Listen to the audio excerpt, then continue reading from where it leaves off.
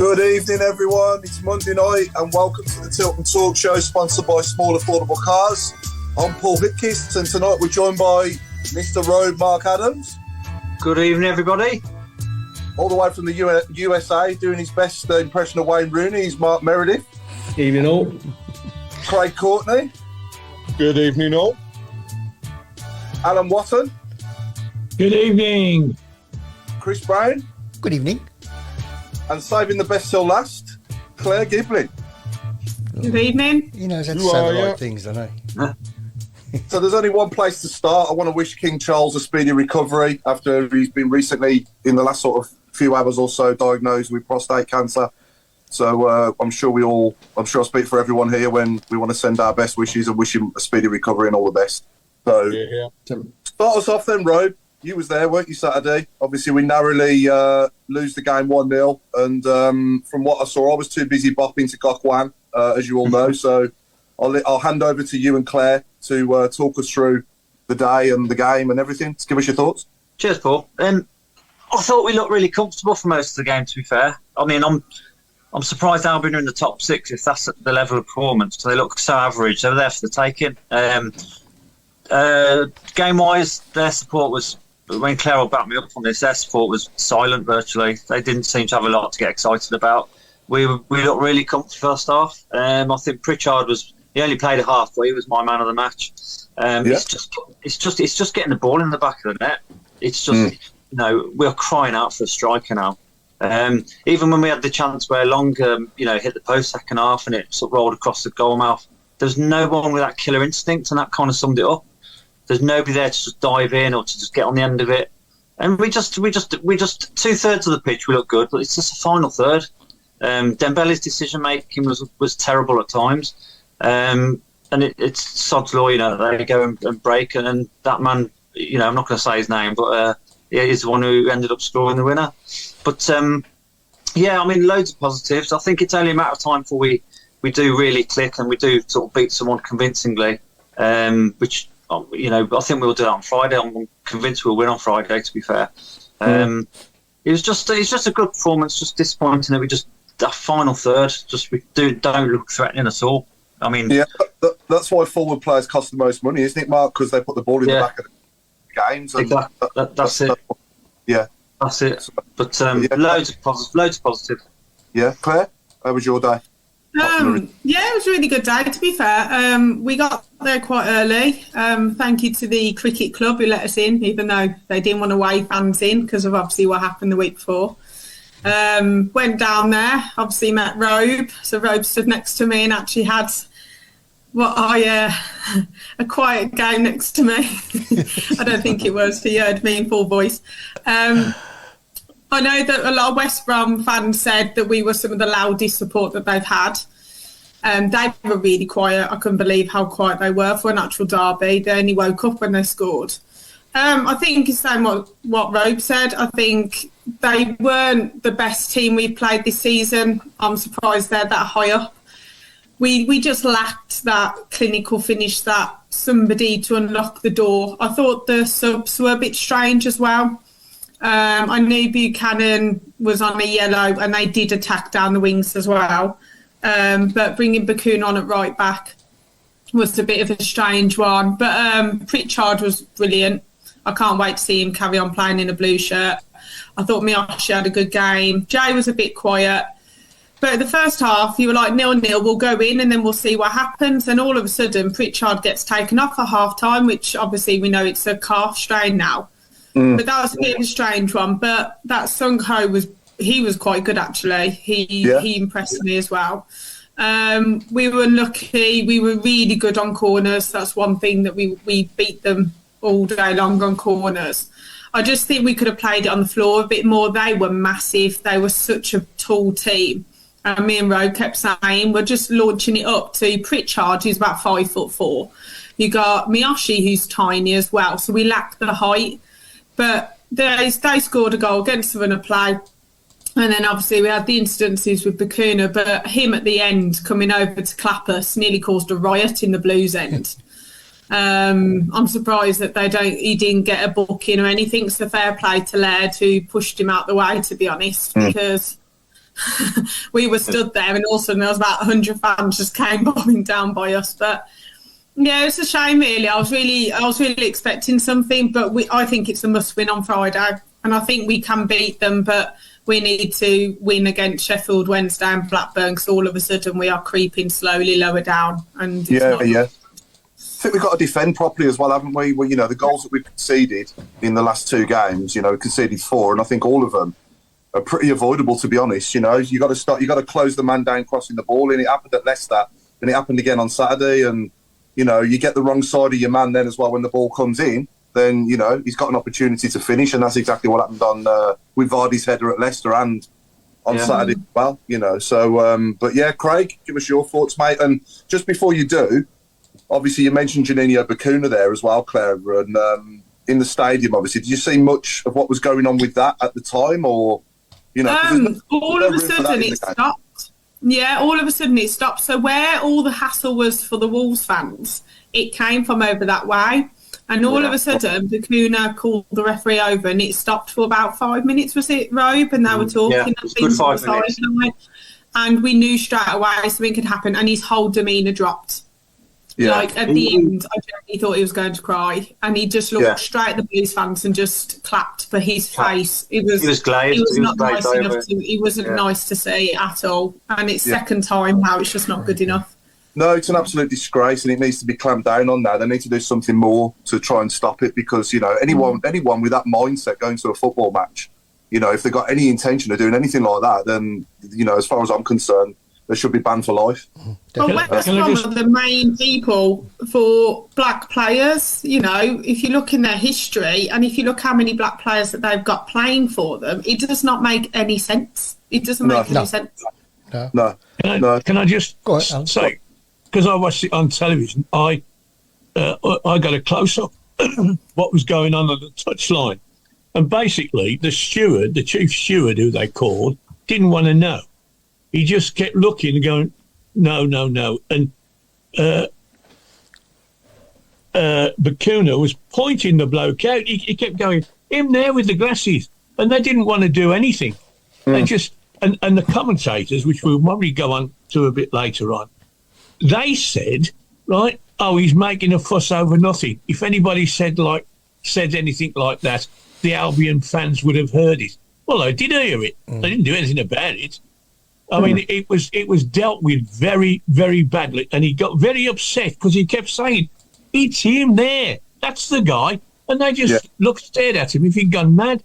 And you're right, it did take a long time, and we never got that time back at the end of the game.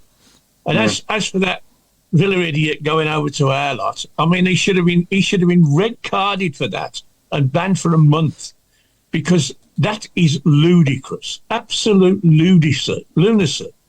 Anyway, carry on. Yeah. No, you could potentially entice a riot doing stuff like that. And what happened in that stadium the week before as well? You'd think he had a bit of a brain between his ears, wouldn't you? Well, he used to play for the Villa, so are you surprised? No. Sorry. Anyway, Craig, over to you, mate. I mean, firstly, just to echo what Watto said there, I watched it as well, and yes, there was an element, I would even go as far as saying an element of covering up. They didn't want it to be heard and thought about coming from the club. We wholeheartedly, as does everybody else, back Bacuna. Racism should be nowhere near the sport. It's rife at the moment, and it has to stop. Yeah. But there are many other things from that day that, stood out. I mean, firstly, I thought it was the most dull and boring game probably this season that I have seen. Yeah. Could quite easily have fell asleep during the first half. Second half picked up, but I think that was because actually we had two sets of players that decided they were going to put the foot in a little bit rather than trying to dance around each other, as you saw in the first half. I thought it was one mistake that let us down, but again, it's one mistake that's cost us. Bielik did lose his man. He did hold his hands up, and say it. So I applaud them for saying I've made the mistake, but they've got to cut them out, because they are costing us. Yeah, 100%.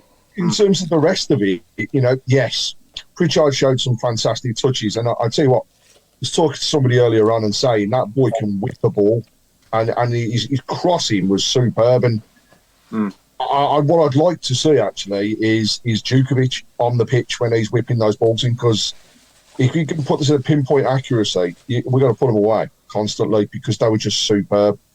He also didn't stop putting his foot in. He wasn't afraid to having a go. And that actually G'd up quite a few of the others. I think he brought a few along with it. My man of the match was actually a loanee from QPR. I thought he was superb. His passing was just second to none throughout the whole of the game. And I just thought, he's really, really beginning to shine. And I think the more we have them together, the better things are going to be. Overall, though, I was disappointed.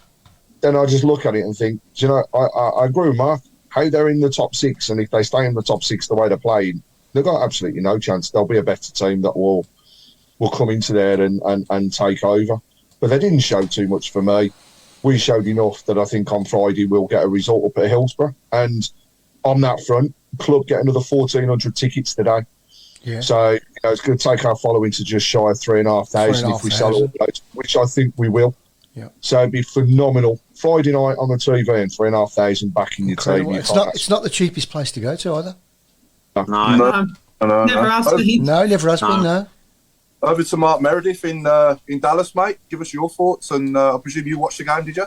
Yeah, I did. I watched it on the TV, and again, I echo everybody else's thoughts on it. It wasn't a superb game. It wasn't one for the eye, really. But I think I just came away disappointed a little bit. It was not disappointed in the effort and the ability of the players like we have done in the past. I think it was more disappointing because it was there to take and win. And the big thing for us now, I think we've missed a massive gap again in January by not getting a striker in, because as we've seen in the last 4, 5, 6 years, is we're struggling down at the bottom on relegation fights because we don't win games that are maybe there to be won. We don't have a prolific goal scorer in the team, and then the mistakes we do make, the 1 or 2 a game, get punished. To be fair to West Brom, they didn't have a very good game. They punished a mistake from us. They get themselves a goal. They go and win the game. That's how you do it. That's how the promotion teams do it.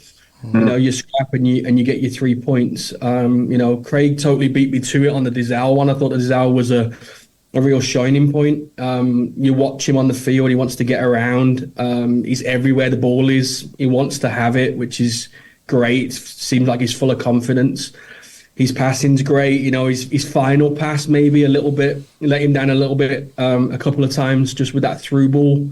That's something that I'm sure will come. But again, it was one of those. It was marred by the racism incident at the end, just obviously after they scored their goal. And then we just didn't have that time at the end, I think, to get an equaliser. We were very unlucky with Long's shot off the post, which, in another day. And if you live 10 minutes down the road from us, it seems that goes in off 10 players. For us, it's, a whisker of the paint on the post before, and it goes straight into the goalkeeper's hands. So a little bit of luck there. Could have been a little bit different, but we certainly are showing a lot more confidence and drive within Mowbray's team. But again, results on the field is what's going to be the clear point going into the end of the season. I just hope we can start to pick up points when we need to and get ourselves away, because it gets to the stage again that we don't come away too frustrated about Saturday. But with QPR winning as well, it's 4 points again, and it keeps you on your shoulders all the time. So I think it's just about getting a few wins under our belt and really looking, at the middle half of the league and not the bottom like we have done for the last couple of years. For me, going back on Dizal, I think it looks like QPR's loss there is our gain so far. And if the shoe was on the other foot there and we were sending one of our players out to QPR to make them better, I wouldn't be very happy about that, would you? QPR's blogs have all said that they think he's a great player, but they've never got anything out of him. They've never got the best out of him. So maybe, I wasn't as impressed as perhaps you were, because he wasn't in the game enough. But let's hope coming into our team, he finds his best form. He obviously has got some ability, but it's what all our players lack is effectiveness. We play some decent football, but we can't finish it off, and we're not effective. Now, where there was criticism of Dembele, which I understand, but he was the one that was trying to create something, but in the end was ineffective. He'd beat one or two players, he wouldn't get the ball across, he wouldn't get a shot off. The same really with Stansfield. He had two shots. One he got a bit of oof behind. The other one, it was a pass back. Ineffective. Now those are the two of our players who we hope are going to create something. But on Saturday, they were all ineffective. Pritchard started the game wonderfully well, but was ineffective in the end. He didn't. It's not his fault there isn't a Djukovic there. He puts good crosses in, he puts good passes in, but we don't make the best of them. The one thing what we haven't mentioned is we're talking about taking Buchanan off. They did him in the first minute of the game, right in front on the halfway line. Woof! As his leg followed through, the bloke done him, right? And it took him a bit of time, and then to finish him off just before half time, they repeated the dose. So he was. I know he struggled on, but there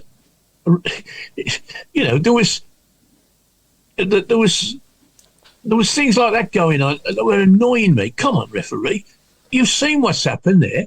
They've done it to him twice, and nobody got booked for it. The one where their bloke should have been sent off. The referee's made a mistake because he let us get away with the same thing. They'd have lynched, if he'd have sent Sunnish off, they'd have lynched him. So he thought to himself, well, I've made one mistake, I'll make up for it. Now, Sunnish should have gone off. But Sunnish is thinking, well, I can get away with anything because the referee ain't going to send their bloke off, he ain't going to send me off. Yeah, it does concern me. We had to take him off in the end.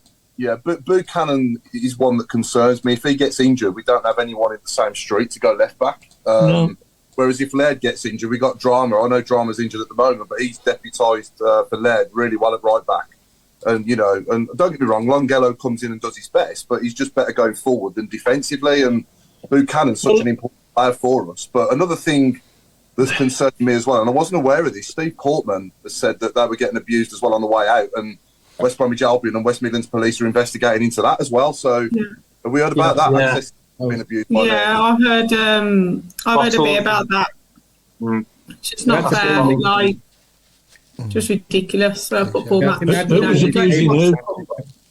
Who was abusing who, Paul? West Brom fans. Nobody was abusing me. I'm talking about Accessi Blues on their way out. Some of our disabled supporters. Oh, right. Okay. I mean, let's be clear. This has got to go on at more than one ground every weekend. Yeah. You know what I mean? I think it's quite rife. Horrible to say, but it's a disgrace. It is, yeah. It's never gone away. It's never gone away. No, nobody should ever have to come out of a football match and be abused by anybody. No, that's right. And nobody should go to do their job either and play for a football club and be abused either in any way. Yeah.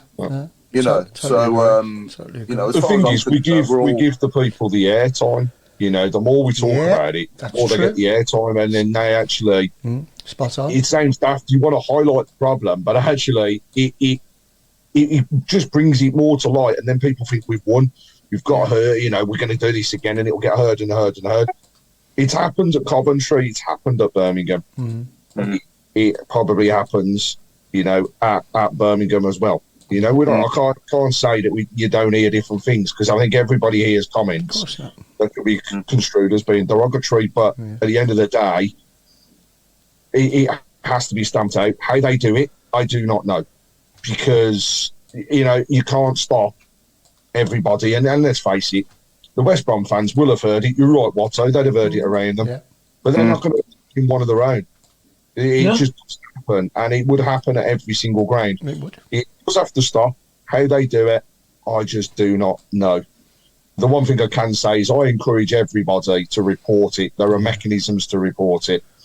There are mechanisms to report racial slurs, sexist slurs. You know, the Her Game 2 website, use that if there are comments, of which there were comments on Sunday during the commentary that were just totally uncalled for and not needed. Really? And that came from their commentary team. You know, so God. Yeah, that's been reported. There's been a lot of reports on that. I've had so many people tell me how to report it. So it was not only abusive; it was ignorant. They obviously knew nothing about us. I mean, the first comment was that our biggest weakness was down the flanks. Well, we got the best 2 full-backs in the league. That ain't where we're weak. We're weak in the middle. And every time there was a foul, if it was an Albion foul, they're screaming our blokes are diving. And every time we foul them, then it's got to be a red card or if not a hanging at least. I mean, they were a bit dreadful. And as I say, it was ignorant. They said about the racist slurs. Oh, it can't possibly be happening. He must be wrong. You know, he's making a fuss over nothing and all this sort of business. Well, unless you're a black man in his position, you ain't got any right to say what he's thinking, feeling, or anything else.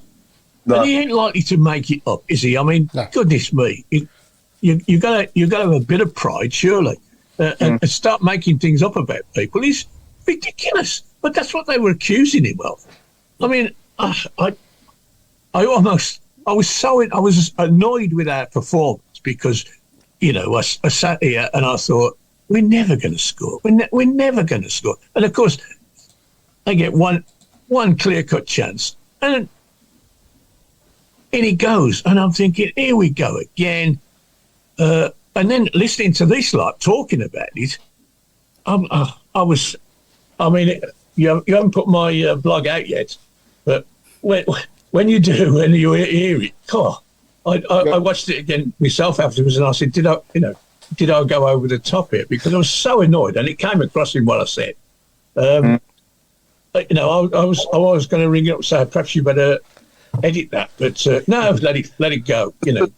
As far as I'm concerned, and this is how my mind works, and I think this is how everyone's mind should work, that let's say, for example, we're playing Norwich at home. You know, anybody wearing our colours on that pitch or in the stands is blue, and anybody, you know, wearing Norwich shirts and playing for Norwich is yellow, and that's it. That's the only colours in football, as far as I'm concerned. We're all you know, united together, supporting the same club. Yeah, that's it. But anyway, Mark Meredith, what you been up to today? Then you had a bit of because you're acting all posh and professional. Let's go into work mode. Not much, really. No, we actually got a couple of guys over from the Football Association in Ireland, a couple of coaches. So they were doing some coach education with our coaches here at the club, and then we're doing that was off the field in the office. We did some presentation work. So we're going to now go on the field tonight with some of our teams. So, you know, biggest thing for us is just trying to bring in different things to keep all our younger coaches obviously developing as well, because that's what we're looking for. That we're looking for the more development off the field than we are on it, so we can just all keep learning. So yeah, it was interesting. It was interesting to see, and it's a European model coming here to the States. So obviously, it's people see different things, but it's something that we can keep on doing and keep building, and hopefully from there. So yeah, it's always enjoyable. Yeah, and is there a path for progression for yourself? I mean, what's your ambition to eventually come back here and manage the Blues, or what? Like to. I'm not sure if we can put up with you guys as fans, though. That's the problem. I think what this show did to Rooney. Something like that, mate. You might get abused. I know. A season ticket holder, so you know you're going to be. Yeah, no. Obviously, you want to get better. I don't think I'd ever go as far as saying I'm going to be in the professional game. but you want to get better, and the fact that, you know, I always want to do something around Birmingham. I'm happy here in the States, but if that's something that we could link in with the club or something like that, then I would love to. But yeah, biggest thing for me is just, you know, keep developing myself away. I love the game, as you can tell, as a fan and a like a professional in what I'm doing. But you got to keep learning every day, disappointments and successes, and just keep going. Yeah, absolutely. Some good comments coming in from people as well. Dan Nash must admit, love how it's so hard to get an away ticket now. Once they're out, they're gone. They're gone. That would be nice to see with the home games as well now. You know, if we can get that at home as well, eventually. It's not going to happen. Just on that, Paul, sorry, Paul, just on that, so talking about that, I thought the video that Wagner put out last week was great. Yeah. You know, just to push on the Sunderland game. It was very professional and very much, you know, like he's a part. He knows what we want as a club. And I think that was I sat there and looked at it and just felt excited just from that interview. Yeah, definitely. Yeah, and what they've done there is very good, isn't it? Really, you know, really good. Again, Blues have failed in the final third. Everywhere else we competed. That's Ray Hobro. Any shot was like a pass. Need training on kicking a ball kicking the ball properly. That's Dave Twine. Very good point. You know, when we get into those threatening positions, we just don't. It was the same at Leicester, wasn't it? It was more like there was just no venom in the shots at all, wasn't there, really? I like the way Dizelle takes the ball from our defenders and takes it forward. That's Ray Hobro again. What else we got? Any more, Chris? You got any more there, mate? I've just been reading a few, actually. Going back to the Albion ground, have you just read this one from Michael Woods? No. Oh, right. Okay, reminding me of the Richard Sneaks game years ago. One chance, we only had one chance. Absolutely right. Yeah. We battered them that day. Can't remember the year, but no doubt the panel will advise. It was early in Trevor's reign. 97. 97. We give him a football lesson and 3 points. Unbelievable. Yeah, good way of putting it. John McCarthy, he must have his 2 or 3 sitters that day. One-on-ones. Yeah. Matthew says, who do you think we've not seen? Why do you think we've not seen Dixon appear yet? They clearly don't feel like he's ready, do they, for the first team yet? Yeah. The big jump up from surprised. Yeah, I'm surprised he never went out on loan then, to be honest. Like, I think that would have been really, really good to get him down to, like, League One or even League Two and just get him some games. You know, if he's that good, get him out there, because the under-21s, 23s, whatever it is a lot different to the men's game. So I'm surprised they didn't go, do you want to go out on loan for 6 months? Then when you come back, let's see what you've done and build from there. Because everyone's calling for him. But it was nice to see the bench was a bit more stronger. I mean, you know, we didn't have certain people there and certain people didn't come on. So we were all really happy. Talk about Claire, come on. Well, yeah, we know who I'm talking about. Hey, Beyonce makes Roberts a great never came on, but Burke wasn't anywhere near it, and Roberts wasn't. So they're obviously the players that Mowbray was talking about. You know, they've been given chance after chance. You haven't produced. So Gary Gardner, another one. Gary Gardner's nowhere near. But they're going to have to get used. They're going to have to get used to that, aren't they? Yeah. I think Gary Gardner can live with his head held high though in the summer if he does go when he's. He's served us well. Yeah, definitely. Oh, it's been a great servant. Yeah, the other two obviously have only been here 5 minutes, but haven't really brought us a thing at all between them yet. But hopefully Roberts in particular, he can get better because he's ours, hasn't he? He signed like a 3 or 4 year contract, hasn't he? Yeah. So, you know, hopefully he can start to do some stuff for us. Just on the game as well. Go on, Mark. Sorry, Claire. Just on the game as well, I think, you know, having Everidge in goal, and he's not played obviously a lot for us over the last couple of years, I didn't feel worried about that. I thought he had a pretty decent game. You know, obviously there was a goal against him, which nothing he could do with it, but there wasn't any. I didn't go in as a fan panicking that we've got to put this kid in goal, and he's, you know, our first team goalkeeper is injured and so on. So I think Everidge had a pretty steady game, and I think if, for instance, Ruddy is injured for the next 3 or 4 weeks, then we've got a real good replacement there. I think so. Oh yeah. He's never really let us down massively at all, has he? When he's played, I don't think. I never worry about Esther. I mean, he only lost his place because he was seriously ill, and we had to go and find another goalkeeper. He was ill, and it took him. I mean, the guy was near death, and it took him a year really to get back to being a professional goalkeeper again. He played a game after about 6 months, and he wasn't right. But yeah, he's back to his best now, and unfortunately, he's been replaced and can't get his place back. Now he's got a bit of a chance now. It'll put him in the shop window if we move him on at the end of the season. Yeah. He's still an international. He still gets called up for that. I agree with you. He shouldn't be a problem. The problem will be if he gets injured, then we're in trouble. Because we've only got he's 18. Is he the second keeper now? That's where the emergency loan comes in. If Etheridge gets injured, then emergency loan comes in. Then we don't have any pro goalkeepers on the books that are fit. So I suppose so. Yeah. To get back to Dixon, I'm talking to Claire now. I'm trying to look on a positive. If we'd have loaned him out and suddenly decided we need him, we couldn't have put him in because he's out of the. At least him staying here is if he suddenly has a burst of form or whatever, and we can't leave him out, then we can put him in. So that there's a bit of a positive there. I'd like to think, that the people. Well, we don't want him out on loan. We want him here in case he gets to the point where we say no, he is ready. And we can put him in then. That's just. I might be clutching at straws here a bit, but hopefully that's what they're thinking. Because we've got to find somebody. I thought Anderson has looked as positive as anybody else in that sort of second striker role. But again, he's how many games has he had? He has scored.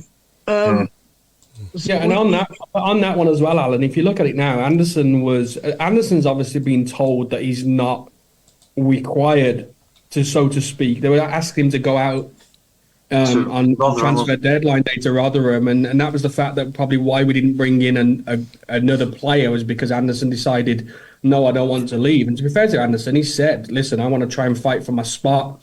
I know it's not guaranteed. I'll do all I can to do that. But it's also the coach saying to him, listen, you're not really 100% part of my plan. So if you do want to leave, you can. So, so it doesn't look like that's the choice for Mowbray right now. Maybe that'll change. I'm glad he didn't leave. I think he'll give us he's an extra. He's a good player for me. I think he's going to give us something between now and the end of the season. But it doesn't look like he's going to be the first choice to be thrown in at any point if the other people are fit. No. Yeah, I understand that. Well, I'm just. We've at Leicester and on Saturday, he was positive. He was aggressive. He's strong, and he knocks people over and whatever.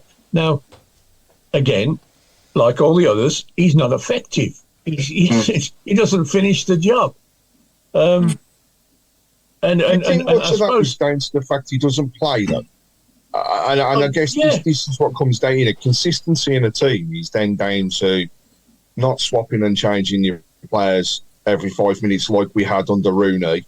We do seem to have an element of consistency under Mowbray, but I still firmly believe we are yet to see our strongest 11 on the field. Yeah. One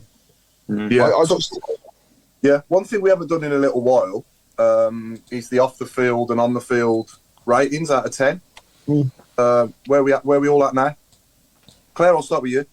Off the field and on the field. And this goes out to all our viewers. Yeah, it goes out to all our viewers. Yeah, I went really low with Rooney. I think we're about an 8.5. I think if we had a decent striker and took our chances, would be a solid 9.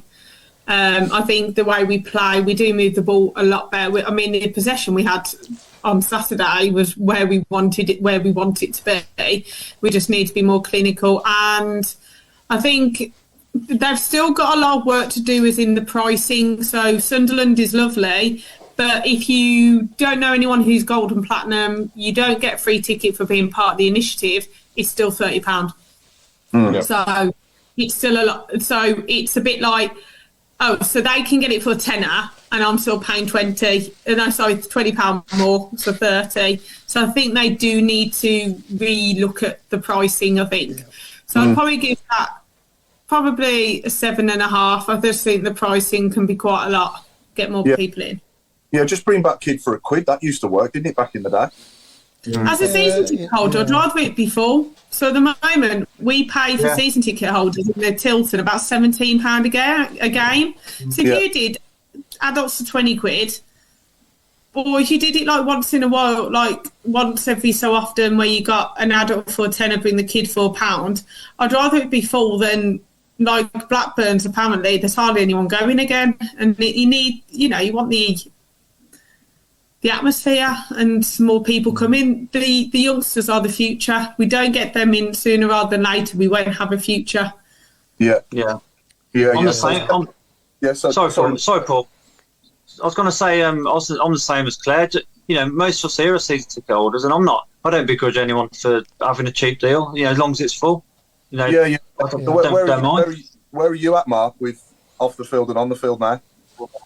I think on the field, I'm probably a 7.5, although I'm still excited about the future. And I think off the field, I'm probably an 8.5. Yeah?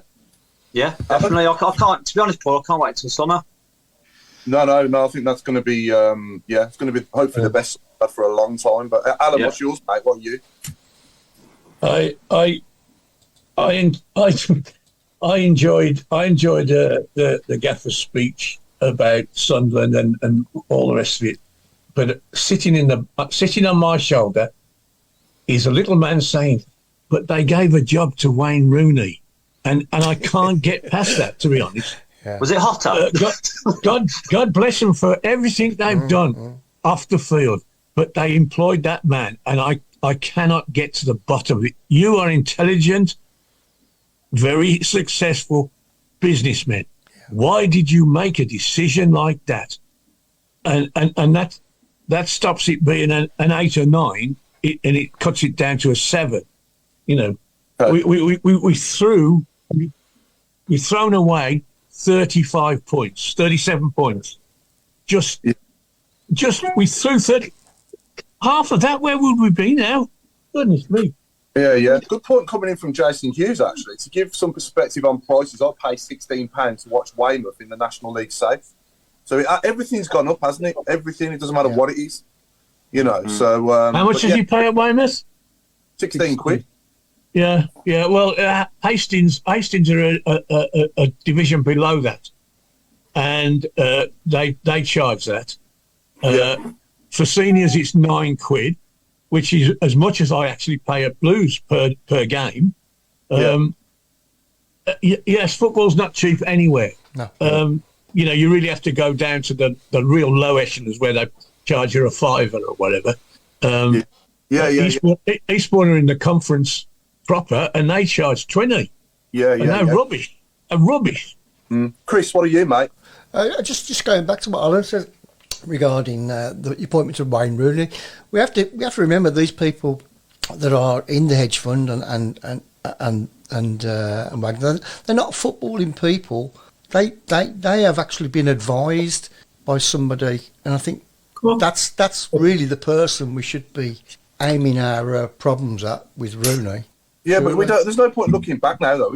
No, that's right. That's right. It's all down to advice, isn't it? You know what I mean? They made a mistake. Let's move on. They've made a good choice now. Yeah.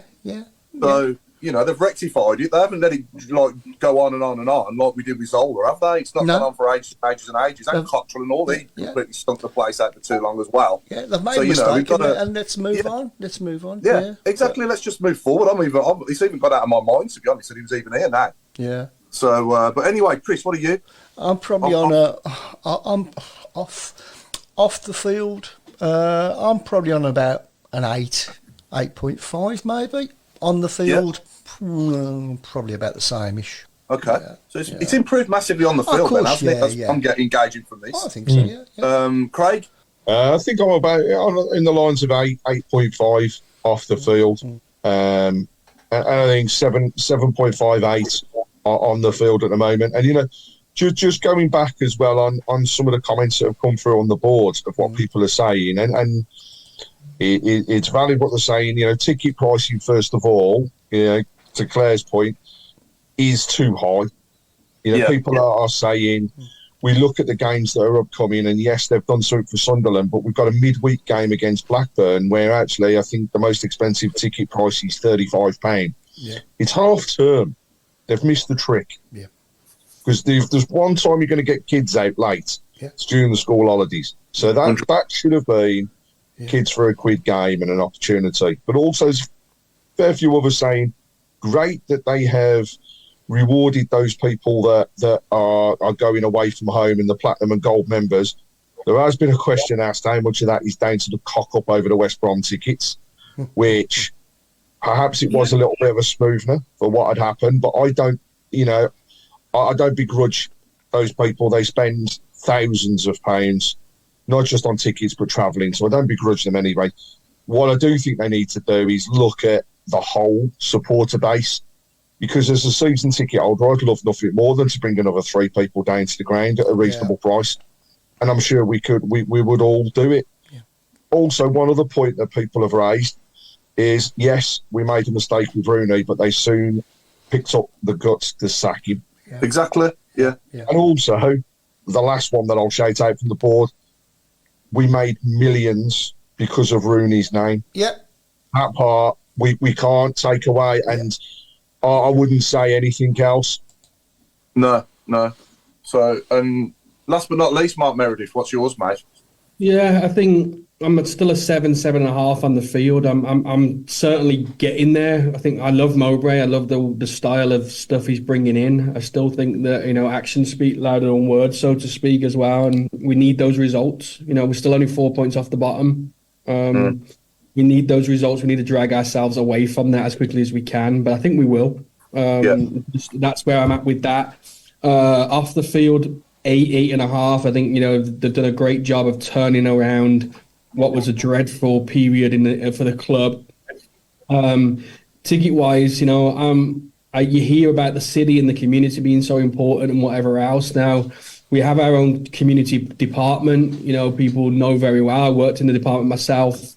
They work in thousands of schools around Birmingham daily. You've got people like Claire who are school teachers and that sort of thing. Offer that half term, offer cheaper tickets to schools or to local grassroots football teams, because they're your supporters right there. They're the ones that love to play football because that's what they're doing it for. And you know what? If they're a quid, their dad will still pay 15, 20 quid to get in so he can take his 2 kids to the game. It's so much better spending 22 quid and taking 3 people and it's your dad or mom, whoever that's going to be, and the 2 kids, than them just spending 30 quid to take, on their own. And we all know, obviously, when you get to the game, it's not just 30 quid. It's food, it's programs, it's beers, maybe it's whatever I know you choose to do that, but it's all a part of your match day experience. So it does become expensive, man. We're having the conversation right now. We're probably going to pay thousands of dollars for a World Cup ticket in 2026. There are people that do it because they want to be there, but there's not, you've got to look out at some point at your true supporters and where they're coming from, because the future is right in front of us at this grassroots level.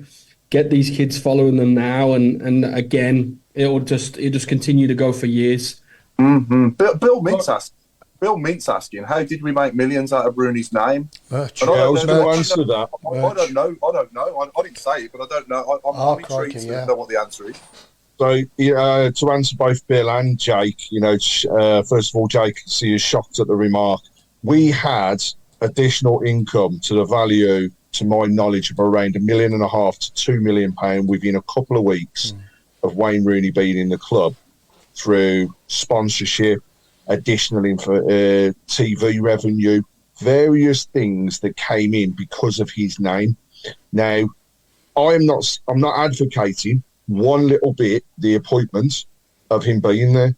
However, if that £1.5 million or £2 million was enough to keep us within financial fair play, then we've done a good job from that front. may cost us more money to have got rid of him and taken him out of his contract. However, he's brought that revenue in. His name alone probably brought a few people through the turnstile as well for that first game when he was back there. Definitely. So there's those things that all mains. Yeah. And I like to say, not condoning the appointment. He got to us all in the end. They made the decision to get rid, but he still brought money in.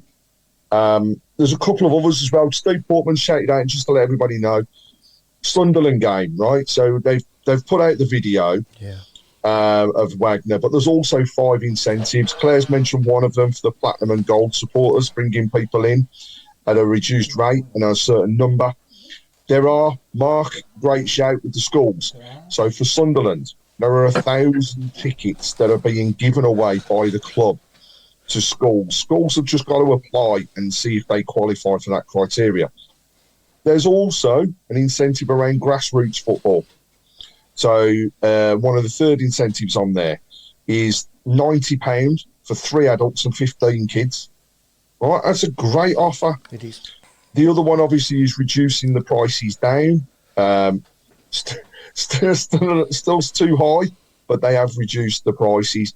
So they're doing as much as they possibly can at the moment, I think, within the realms that they can to get people in.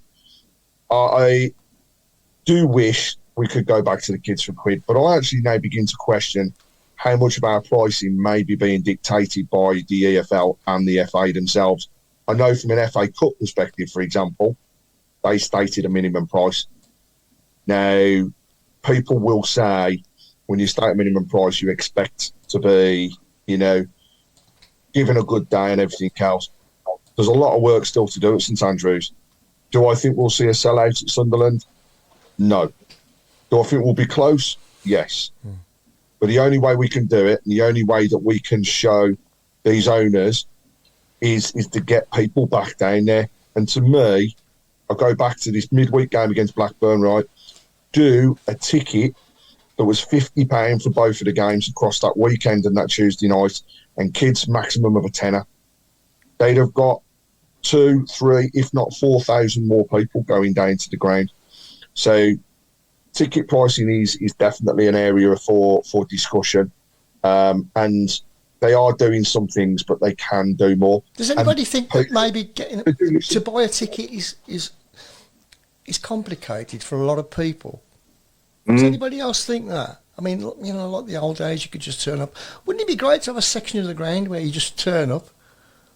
You can't just pay on the gate. You can't pay on the gate anymore, can you? No. You pay with your credit card. But you can just turn up at the turnstile and pay with your credit card.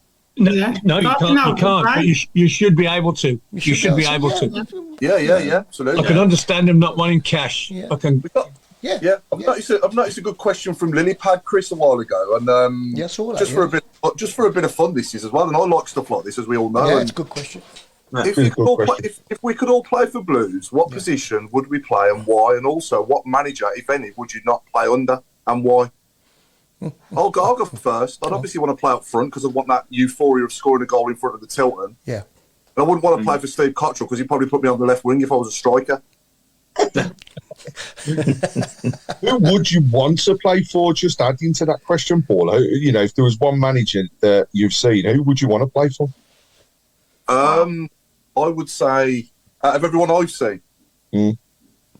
Oh, that's a tough one, isn't it? But I'd have to say Prime Brucey was pretty special, weren't he, in his early 40s when he first came? That first sort of 2 or 3 years, he was signing players that you'd never even dream of seeing in our colours, wasn't he? The likes of Forsell and Heskey and, all these great players that we signed. Because Heskey was a great player, even though he got a lot of stick at the time, he was. He ran his whatsits off for us, didn't he? He worked hard. He did. But yeah, I mean, it's a tough one for me it'd definitely be either Trevor, Bruce or McLeish, but I mean, Trevor as well. I would imagine Trevor was probably good to play for as well, being such a great player himself as well. And we know, obviously, great players don't always make great managers, as we've experienced as well. But if I had to pick one, I'd go for Brucey. Just a word about Heskey. His goals per game for us was his best in his career. Yeah, it doesn't surprise me. people I forget liked that. him. Yeah. I really liked him. Yeah, go on, Claire, give us your answer. What position would you want to play in, and who wouldn't you want to play for, and who would be the manager you would play for? I think because I used to play like centre back or like defensive midfield, I like to do that. I like to let everybody else have a go and just might get my head on it. You do what I mean? Yeah. Who wouldn't I want to play for? Probably Rooney, because just with his past experience with women. My mum wouldn't be allowed to be near the training ground, would she? Probably after her. Sorry, Mum. Who I would want to play for is probably Bruce. Probably, I think Bruce or Trevor, because they were like the prime. Yeah. They were really, like when I was growing up, and I'd like to play next to like Darren Pearce or someone like that. I think that'd be wicked. Good shout, yeah. I wouldn't have minded playing in the Championship under Chris Hughton that season either, or Gary Monk that season as well. Yeah, that'd be enjoyable. Play up front with Marlon King or play up front with Shay Adams would have been good that season, wouldn't it? Them two particular seasons, since in the last sort of 10 or 12 years, you know. Yeah. So, but yeah, Mark Meredith, what would you say? Centre back. I'd have to be Claire's partner, so she was knew what to do there at the back and carry her a little bit. You doesn't know anything about football now, Mark. That's terrible. I always think quite good at it. I'll do it, and you can do all the other stuff. To be fair, that's where I would have played growing up anyway. So centre back would have been that. I was always Brucey was one of my favourites when I was growing up. I loved the hustle and bustle of heading the ball out and kick. Obviously the game's changed a lot now, but then it was get the ball as far as you could or head the ball as far as you could, and that was it. I'd say Rooney right now for not, and I'd say John Eustace for, and that's big on me because I'm the type of person and player that would need the arm around the shoulder a little bit, you know, good and bad, to tell me obviously what I needed to do and to have that push. And from what I see from the outside, Eustace was very good man manager and got the team together and the whole camaraderie that way. And then Rooney was very poor at that, and then same players lost all their confidence, and so that's really the reasons why I would choose those two. Mm-hmm. Okay, Craig. It seems a bit repetitive, this does, but I know when I played, I was a centre half, so I'd love to. Arsenal, No free centre half. Yeah, why not? I refuse to play up front. The one thing I would say is though, I'd like to have played alongside Liam Dage, because that guy he'd head a brick wall, let alone the balls, you know what I mean? So, love to have played alongside him. In terms of managers, Cottrell. Just no man management skills, no tactician whatsoever, so I'd never have played under him. Played for is quite a toughie, actually, because I'd like to roll three people together, because for me, it would be Bruce, because of what you could learn from a defensive side of things. But I'd have Houghton, because I think tactically and what he did with the team when he was there was just brilliant. But for passion, Lee Clark. Mm-hmm. I think it's just, if you could roll those three things together, you're going to have a great manager. It's a great question, though, Lilybad. It really does get you thinking. Yeah. We've got a really strong defence. We just need some players around us now. Any goalies? Yeah. Bro, go on, Watto. What about you? Oh, go on, Watto. Well, I was a fullback, and as a school kid, my hero was Terry Cooper. Although I played more right back than left, that's the style I wanted to play in. So Terry Cooper would definitely be up there, and the other one would be Gary Rowett, who was just a very, very, very good defender at right back and at centre half. Did anybody see him play darts on Sky Sports? Yeah. Gary Rowett? Darts? Oh, wow. No. You see it? He got 140, then he got over 280 then with 9 darts. No. He was such a steady hand. I tell you, he could turn to that game. He's one of them, and Rowett's one of them, and he was just good at everything. Yeah. No matter what it was, he's good. Sorry, Al, I interrupted you, mate. Carry on. I would want Gary Rowis as my mentor and instructor, and Terry Cooper as my inspiration. Yeah, good shout. Yeah, and what about the manager you wouldn't play for? Wayne Rooney. Yeah. I knew you was going to say that. Rob? In fact, I'd probably have hit him before we got to the first training session. Go on, Rob. I'm like you, Paul. I'd love to score in front of Tilton on a Monday night. On a Monday night on Sky, playing down up the road. Get the ball comes across, chest it down, and then got someone on my right calling for it. I'll turn, I'll spin, I'll smack it in. Sorry, I get carried away. Calm down. You dreamed about that one. No, in my look though, if I'd actually did it, if it would have happened in my life, it would have been during probably the lockdowns when there was nobody there. There's one thing as well, Mr. Adams. You couldn't possibly have had a person next to you to play on the ball because you've got no friends. Yeah, there is Apart from that. I'd love to score in front of Tilton, and I think my manager. I think I'd love to play under Francis because he was Mr. Blues. You know, to play under a bloke like that. But like you said, I mean, you know, Brucey, McLeish. I think they'd all be good managers. Even Mowbray. You know, it's a hard choice. I'd hate to. I'm like everyone else, so I'd hate to play under Rooney. Yeah, I think if I played, I'd probably tell him what I thought of him. To be fair. Nobody's mentioned Barry Fry as the manager. That was mine. You can come to me. Oh, is it? Okay, we'll come to that then. So mine was Barry Fry. I'd like to have played under Barry Fry just for the fun of it, you know what I mean. But I'd like to have been like a left right back in late 60s, early 70s, where you know you could hang around the goalposts and have a fag and stuff and have a chat with the crowd and that, like a crunching left back. That'd be me. Yeah. Chris, at work today, in one of our depots, we've got a guy called Kevin and a guy called Francis. Right. And I sent an email to both of them. So I put like, "Hi, Kevin, / Francis." and that made me smile.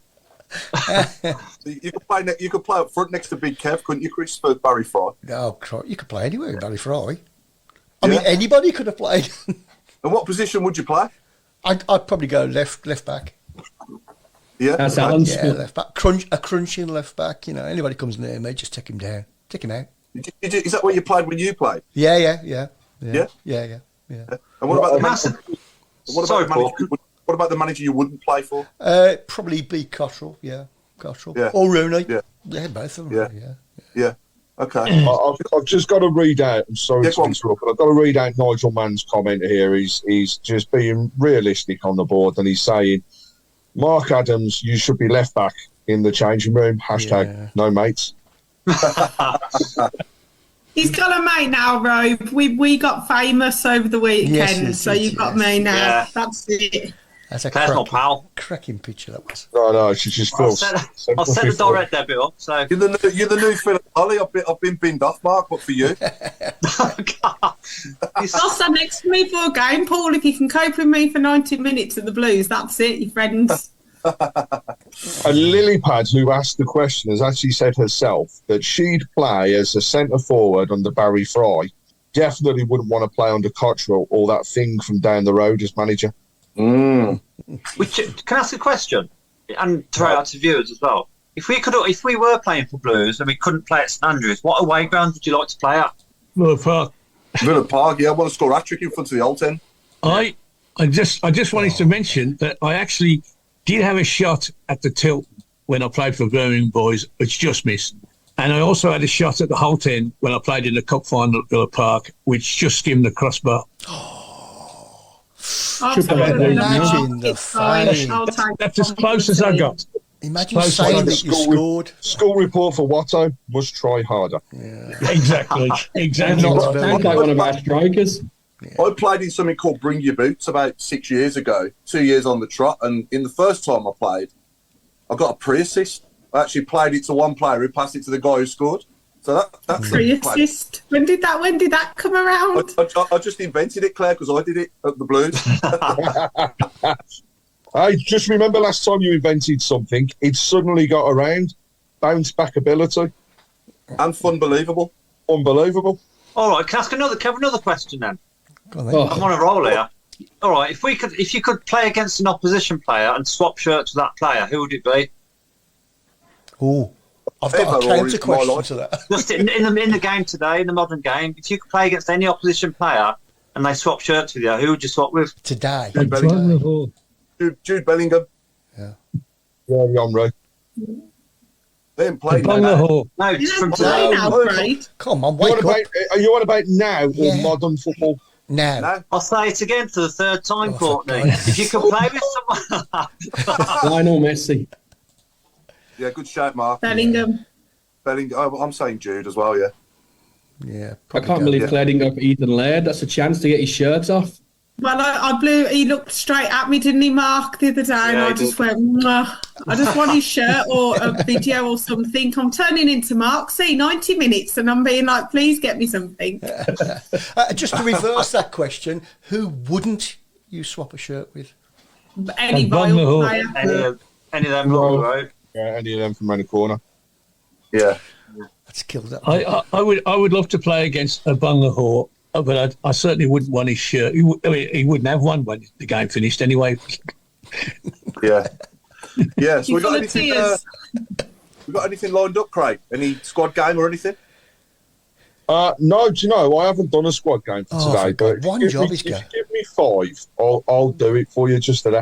But whilst I'm looking for squad game, we'll talk about the ladies. Yep. So unfortunately, we ended that winning streak yesterday with a disappointing result at Watford. But you know, I'm sure it's one of those ones when everybody's like looking and thinking, "Oh, panic stations, 5th in the league, we're not going to do anything." But actually, I look at the positives here. We've got a game in hand against Reading, who are a team that are really, really, really struggling, and I would desperately hope we would get a result against. Reading won yesterday. They did, but they're still struggling. And also, we have So were Watford. still to play. Bottom of the league. But there's you know, we've still got these big teams to come to St Andrews. We've still got them to play, and you know, next game of St Andrews is against Southampton on the 18th of February, and you know, again, we can do well against these teams, and we can take it forwards in the league. And I still believe that we can win this league at the end of it. We've got a squad that's just gelling. Yeah, you know, everybody has a down day, and unfortunately we had one yesterday, but still believe we can do it, and there's still back this team, and let's get as many people as possible down to St Andrews to support them. You know, it's both sides of the game. Birmingham as a men's team are going to keep ourselves in the Championship. There's the positive. Now let's back these ladies back into the Women's Premier League. Hopefully as well, we're still working on getting Darren and a few of the ladies onto the show so that we can talk more around what they do and how things go. But there's some real positives, some really good things. Nice to see Keris Harrop actually as the co-commentator for Saturday's game as well. So the ladies' game's on the up, and we can do more, as we've seen with the men's that weekend as well. There are offers to get down to the women's game. So, and don't forget, the season ticket holders, you get a free ticket. We get tickets through the show. So please, if people want to go, let us know. And also at this point, we've got the Aussie tickets. All right, we've got an adult and a child in the Arthurs area. So if you know anybody that can't get down there but would love to go, let us know, and we can make sure that if they are available, we can get them a ticket, because we want to support them, and so do the people over in Oz. Michael Woods has just mentioned the 26th of February at so-called studios as well in Acots Green. We're doing a live event there, and tickets are selling, I believe, are they, Chris? Yeah. They're So more than tickets halfway. are on sale. Yeah. There's still a few tickets left. But yes, there will be audience participation. Yeah, we'll have a mic out in the audience, so you can join in. That's good. All looking Good good. stuff. All looking good. Lilypad's got my brain going now. I want a player from the last 4 decades. So 90s, 2000s, 2000, actually let's do 5, 80s, 90s, 2000s, 2010s and 2020s. So I want the best player from each decade that you're going to pick. Blues player, obviously, yeah. God, that's tough, days. One player from each decade, yeah. I wasn't alive in the 80s. So you can do 3, Claire. I was only 4 in the 80s. Anybody younger, give me as many as you can that you can remember from it. You're only allowed one player from each decade. Okay. Can I go first then? Yeah, go for it. 90s. Oh, this is when I get it all wrong, isn't it? I'm just trying. I would say Brian Hughes. Yeah, signed in 1996. That was my 90s one. 2000s, I would say I loved like AJ. Yeah, okay. Andrew Johnson. He was my favourite. Yeah. 2010, 2020. Ooh, it's toughy, that one is, you know. You got the League Cup winning team, ain't you? Yeah. I would reckon. Ooh, Zigic. Yeah. Yeah, he was a good player. And now, well, we haven't had many, have we? Probably Jude. Yeah, that's a good shout, Jude. Yeah, he'd be the player that's played for us in the 20s, definitely. I would go 90s. I mean, Stan Lazaridis signed in 1999, didn't he? So would that be classed as 90s, or have you got to play a bit more than that? I mean, Mark Ward, Steve Claridge. There's some great players in the 90s. But that's great. If I had to pick one, I'll go for Stan from 1999, and then in the 2000s, it's got to be Dugarry, innit? He was just incredible for 6 months. And I know he hasn't got the longevity there as the likes of, you know, your Damian Johnsons and players like that, and Mike Taylor's in those days. But he was just special, wasn't he? Dugarry was unbelievable. And Forsell deserves a mention there as well. So I'll go for Dugarry. In the 2010s, I'll go Seb Larson. And then in the 20s, I think it's hard not to say Djukovic, but yeah, I'd agree with Jude, Claire. I'd agree with you on Jude. Go on then, let's go around the room. I'll give you one from the 80s, Julian Dix. Yeah. Oh, yeah. And this is my fullbacker coming out again. The 90s, Gary Revis. Yeah, good player. 10s, Gary Ferguson. Yeah, good shot. And what have we got next? The 20s, Jude, obviously. Yeah. Yeah. I mean, I've got 4 videos of him playing, and I watch. When I've got nothing else to do, I just watch him again. I watched that goal against Charlton, which I was there for, and you know, I just purr every time I see it. The whole thing's just beautiful. Yeah, it is. Yeah. In the 80s, I caught obviously the mid to late 80s, and I would probably go from what I saw in the 80s. Was Nigel Gleghorn playing in the late 80s, or was he more? 88. Yeah. So I'll go with Nigel Gleghorn in the 80s. From what I saw. Yeah. I like Simon Sturridge a lot as well. He was good, wasn't he? Yeah. Sturridge is mine. Yeah. What about you, Mark Meredith? I think Sturridge for sure. 80s, late 80s, 90s. I'm going to say Steve Bruce. I know he didn't play for too long, but again, Brucey came from. He was one of my heroes growing up anyway, and came from United's captain to where he was. So Brucey, it's definitely Brian Hughes there as well. There's a little load, isn't there? Definitely deserves mention as well, didn't he, in the 90s? Devs for sure. Yeah. Jeff Horsfield then in the 2000s. I thought Horse was great. Like obviously Christoph, but Horse was just one of those. Christoph was amazing, but only on the loan period, where Horse was one of us for a while. Yeah, I'd agree with that, yeah. And then probably, obviously, you're going to have to go Jude then. Again, Jude wasn't there too long, but so it's a difficult one. But it was just, what he's done for the club is I think, has to be chosen. Yeah, what about Pens? That's a tough one as well. I liked Fabrice. Liked Gary McSheffrey for a couple of seasons. Yeah, they were more late double O's though, weren't they? 06, 07, more around that time. Yeah. So 2010 to 2019, isn't it? Yeah, I'm trying to think. It's tough. All right, come back to that one. I'll copy someone else later. Have we had everyone's now? Sorry.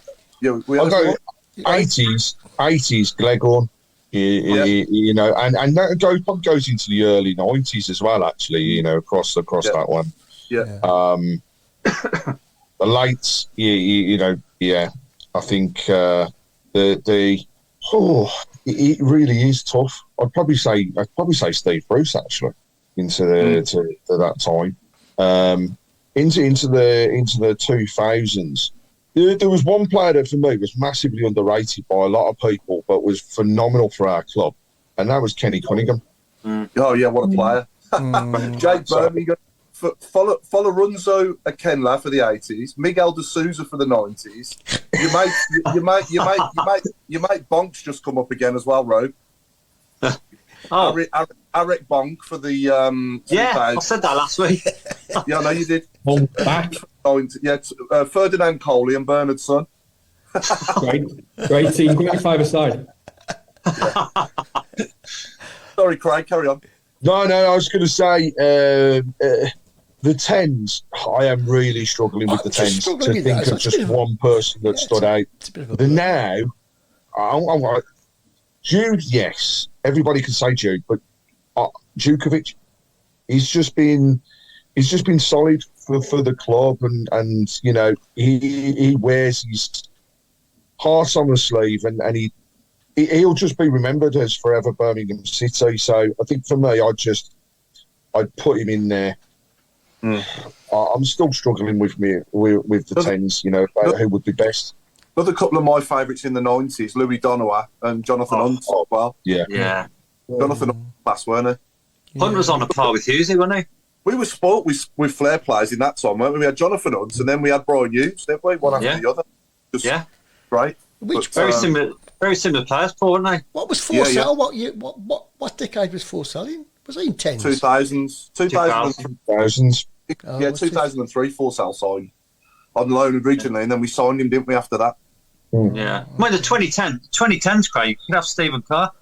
Well, I was going to say, nice little segue, but actually, Stephen Carr, thinking about it, probably would be my 2010s, but a nice little segue into the fact he will be joining us on next week's show, so it's going to be a great one. And, you know, for those that haven't seen, we've got some great people coming up over the next few weeks. So Stephen Carr next week, followed the week after by another captain in Michael Morrison. We then do our live show, and we're then followed by our third captain of the trio in terms of Harley Dean joining us at the beginning of March as well. So we've got some great guests over the next few weeks. Chris, do you want to go? So in that order, so I'll probably go for Hoppy in the 80s, I think, just for his... Oh, yeah, good shout, just for his passion for the Blues, really. He could play a bit, though, couldn't he, as well? Oh, yeah. He signed for Man City, didn't he? Yeah. No, he was a good player. Probably Brian Hughes, De Gary. I'm stuck in. I'll probably go Carr in the 10s, and to keep along with everybody else, I'll go for Jude as well. Yeah. Nice little game that was. Does that give you enough time to get squad game together now? I have actually got a squad game, yes, and it is. So we're talking the 2006-2007 season. So Steve Bruce was our manager during that time, and we were promoted as second from the Championship. So should be plenty of names that we can think of as we go through this. But what I'm after is squad number 8 to start off with, and then I'm looking at squad number 14, and finally I want to end on squad number 29. Okay, and I think I know who 8 was. I think there was 2 8s. Yeah. Was it Andy Cole was one, wasn't it? Andy Cole was one of the 8s. David Dunn the other one. Yeah, so you've killed the number 8s. Thanks, lads. 14 was DJ 29 McSheffrey? Was he another one? He was 17, wasn't he? Wasn't McSheffrey, was he 17? 14 was DJ Campbell. Either. 17 was Neil Dans. Well, it sounds like McSheffrey in my book. 14, did you say, Mark, then, yeah? DJ Campbell, 14. It was indeed. You want the 29 as well? Oh, this is really bad. You know the 29 as well, don't you? So keep it quiet for a bit. Let's give it to everybody else. I worked for the club at that year. I'm sorry. I was the kit man. Well, I'm going to say, were you the kit man? Well, at which point, I'm going to also ask you for number 23 and 19, if you worked for the club at that time. There's a challenge for you. Should I do 29 first? Yeah. 29 was Adam Ledwings, the goalkeeper. He was indeed. 19 was Peter Till, my buddy. Give you that one. Who was 23?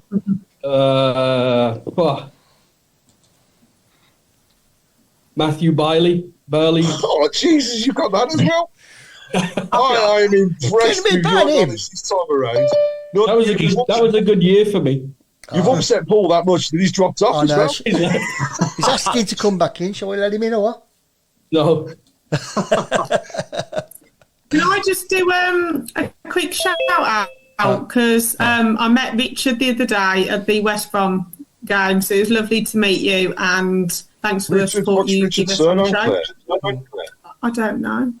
He just went high on Richard. One job. He was scared of Mark. That's why he just said, "Oh, Richard, yeah, there we go." Have we got all them numbers? Because I've got to cut off. Yeah, we did. Mark got them all. Scarily and Mark more. got them all. Yeah. As soon as I mentioned Andy Cole, I got binned off. Mark did the printing for the shirts. That's why I know. Yeah, I was the kit man. Yeah. Who were they then? So you've got Andy Cole 8 and David Dunn, and then 14, was that DJ Campbell? Was that right? Was indeed. Yeah. And 29 was 29. Adam Lenskins. Okay. So that was what game then? So that was squad game. Squad game. End of that then. That was it. Oh, just a little question to everybody. Thoughts on the transfer window and how things went. So we had 3 in. A few youngsters going out. I think the last day we could have seen more in terms of outgoings, but they didn't materialise. But yeah, what's the panel's thoughts on how things went and what we did do? It was quite a day. What were you? It was a quiet day, wasn't it? All in all, on transfer deadline day, we all do it, don't we? We all stay up till 11:30, hoping that it's going to come across the bottom that we signed Lionel Messi. But we didn't.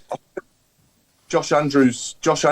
No, we didn't. Chris, unfortunately. I love the way they big it up on Sky Sports as well. And then some bloke's gone to Swindon, like in yellow, in like massive text on the side of the screen. Yeah. As though it's massive news, because that's the only thing that's going on, really. Yeah.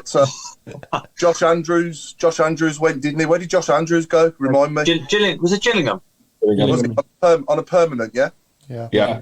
Yeah. So all the best to him. Then I was hoping at one point he was going to be, because I've only seen AJ that's been involved in our academy as a striker, really, that's come in and been any good as a striker. In all these years. I think the last one before that was probably Trevor, wasn't it? Mind you, Simon Sturridge as well was good as well, wasn't it? Yeah, Sturridge and Sturridge. But there isn't many. Well, am I missing anyone? I think so. What about Wayne Clark? Who's the guy that went off to America? Mark Meredith. Yeah, I'm sorry. I sent about though. No, the intelligent one. Gordon. Went off to Texas. Who's gone off to Texas? What player's gone off to Texas? Gordon. Oh, that's it. Yeah, no good. Yeah. Sorry, we digress anyway. So that's my answer anyway. A quiet day overall, but yeah, I think the players that we've signed will improve the squad. And I don't know a lot about the South Korean player, but from what you've said so far, obviously Dazal had a decent game on Saturday as well, and Pritchard as well. So yeah, hopefully they'll strengthen us and we can start to climb up the table. I have to say it was uninspiring. Solid, but I'm not criticising any of the signings. No. Don't know enough about them yet, but without a striker, you could get Lionel Messi in our midfield, and he wouldn't find somebody to score a goal. And that's, I understand why we didn't, and all the rest of it. But I like you sat there I didn't stay up till 11:30 watching it, but during most of the afternoon, I'm sitting there thinking, come on, just pull a rabbit out the hat, somebody. I'd have accepted Lyle Taylor, anybody who can score. Lyle Taylor's playing for Cambridge now, I think. Cambridge, yeah. Cambridge. But just somebody,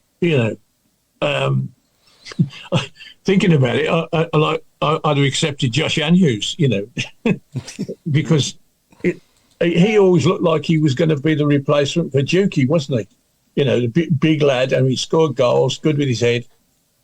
Always did well. When he went on loan, he always did well, scored goals, and came back to us and nothing. And he got sent out again somewhere else and did okay again. It's one of those. Do we think the team? Do we think the squad now is better? Claire, question to you actually. Do you think the squad now is better than what it was this time last year with the likes of Trusty, Hannibal, and Chong, etc.? I think that's a tough one, really. I think Trusty, Hannibal, and that Barry had a bit more experience within the league. I think I was quite happy with the window. I think it was a lot more than we thought. If you've got Pritchard for 100,000, you've got Sunko for free, Dazelle on loan, we kept JJ, we kept Stansfield. The only thing is that we didn't get rid of some of the high earners, but you're not going to with their contracts out at the end of the season. So I think that they've played it really, really well. If you had said to me, we're bringing in so many players, I would have been happy. I think a striker was needed. But again, hopefully we've got enough. Even with Hogan being on the bench, I thought actually for Mowbray's first game, Hogan wasn't that bad because he will still run for you. And I was surprised he didn't come on against West Brom. I think, Robe, you said, if he came on, he scored a hat-trick there last season. Yeah, it's a mental you thing, might get something. And I think, you could have put Jay on the right. I just thought when he did bring on all these players, the midfield seemed to get really, really congested. It was like that they were fighting for space for each other, which hopefully we'll see a difference. But yeah, I think they're all different players, aren't they? I think Trusty brought a lot of experience. Hannibal did as well. Chong did. I just think that we've got to give them time to settle in. And, Sheffield Wednesday play tomorrow or Wednesday. So we've had longer. So we'll see what happens. But I think we've had a good window. The goalkeeper, yes, we might need them. But apparently Ruddy's going to be back sooner, I've heard. Right. So Etheridge just needs to work on his distribution because he threw the one ball to Laird and he knocked him out. He was so high up. And then he threw it. He said Laird's head, and Laird was just like, "Oh, okay then." But I just Did you shout out Claire? Laird was looking at Claire. That was the problem. He didn't see the ball. Yeah, I'd give him a hand up. Yeah, we had a good comment coming from Nigel Mann there. He's just said that let's face it, we have a better manager and better owners. What more can we ask for? Yeah. Than what we had this time last year, which is fair point. You can't argue with that, can you? Yeah. I think, Paul, I think the three players we brought in are going to strengthen the squad. I just think it's three midfield players. And if you look at our midfield players that we have in the club, we've probably got enough midfielders now to actually put a team out. With JJ and Bacuna and Bellick and Sunic and, the three that just brought in, and then George Hall to come back. And so it would have been nice to try maybe a centre-back or a striker just in the mix. Yeah. But, I think under his thoughts is that if he moves Bellick back to centre-back, then he brings Dazal in to take Bellick's position. He wasn't 100% sure on JJ. That was the reason why Pritchard or the South Korean came in. And then, again, Pritchard, when he's fit, I think can play in that 10 just behind Stansfield and be that extra striker that may score goals. So I think he's got a definite idea of what the three were going to do. We just, as fans, we just want, like you say, we just want the Lionel Messi striker in. And that's not, we have to be realistic enough to the three signings that we made are at the level that we need to be right now. I think Pritchard's a big steal. I really do. And then the others are, they'll do a job. Man's made a great comment. He said it's actually for the first time in a long time we've got creditable options on the bench and we can switch it up, which I think is a fair comment. That's true. Not as strong as we would like, but we can swap things about now.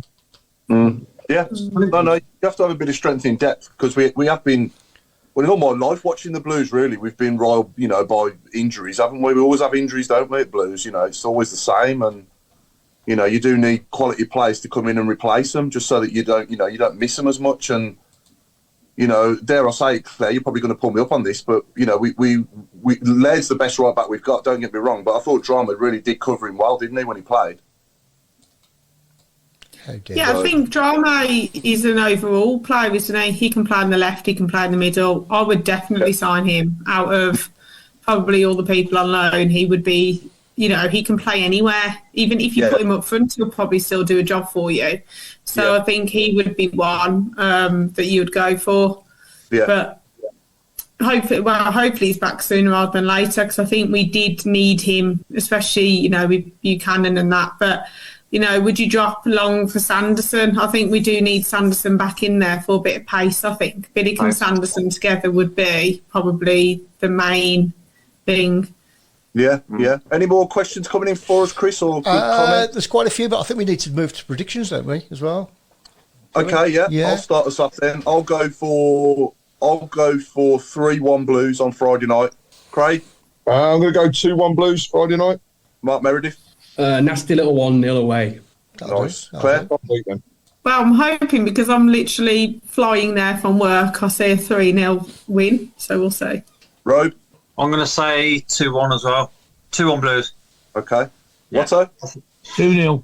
2-0. Chris? Got to keep a clean sheet. Yeah. Got to keep a clean sheet. Yeah. I don't think Wednesday will score at all. Yeah, I'm probably going for I'll go for a 3-0.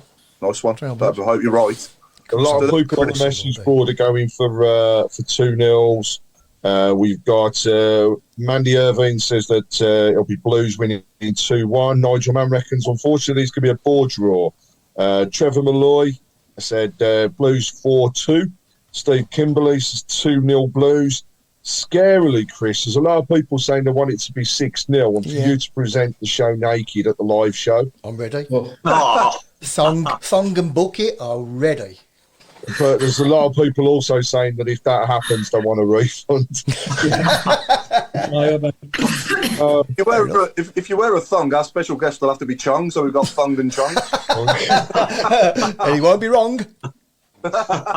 We just need Ray Hobro, we say 1-0 Blues for Stansfield to score. Jake Birmingham says 5-1 Blues. Michael Woods a cheeky 1-0. And Paul Lilly finally Blues to win 4-1. Wow. Well, there we go. Crikey, that's it's a must win. That's as simple as that. I don't care if it comes off someone's ankle, an own goal. It's a dodgy decision. We have to win on Friday. Yeah, we do. Yeah, we need that. We need that springboard now, don't we? Because I think Mowbray's good enough and the squad's good enough as well. To go and win like 3 or 4 games on the trot. They can do it. I think start to climb up the table a bit. Because I'm sick to death finishing 17th or below. We've got to finish higher than 17th. If anyone at the club's listening, make sure we finish above 17th this season, because that's progress. It's getting boring. It really is. Well, there we go. Any more questions for us, Chris? I think we've gone over time, so I think that's it. Paul? Yeah, is that the end? We're wrapping up then. Okay, so we're wrapping up. So we've been the Tilton Talk Show yet again, and it's good night from me, Paul Hipkiss. Thank you everyone for watching, and it's also a good night from Mark Meredith at work in Dallas, in America, looking very serious. Good night from me, and it's a good night. Never serious. Good night from Robe. Yes, good night from me, and it's good night from Claire Giblin. Good night from me, see you on Friday, and it's a good night from Craig. And it's a good night from me. Good night from the chairman. And it's a good night from me and a good night from Chris. Why am I always last but one? Have you not noticed we go in age I have to work out who hasn't been. Good night, Chris. And it's a good night from me. Good night. See you brighter.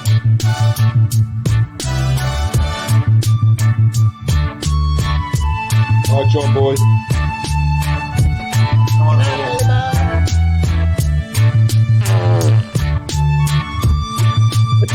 you got any friends yet? Working on it. I've got one. Haven't I, Claire?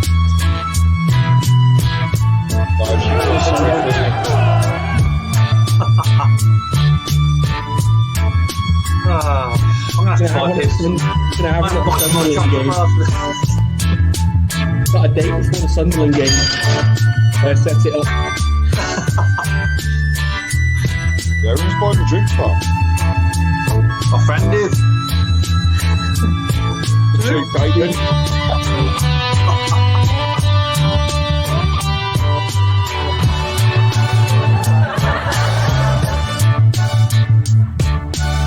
I'm going to buy a new shirt as well. And cologne. Buy a friend as well. But no, just small, affordable cars. Yes. And sponsors. When you get a friend, what do you have to do? Like, An application, mate. You'll never find out. Mark, you save a fortune. I'd save a fortune if I had no friends. yeah. All right, Yeah, Mr. yeah, no. Popular. Claire, did you understand my message, by the way?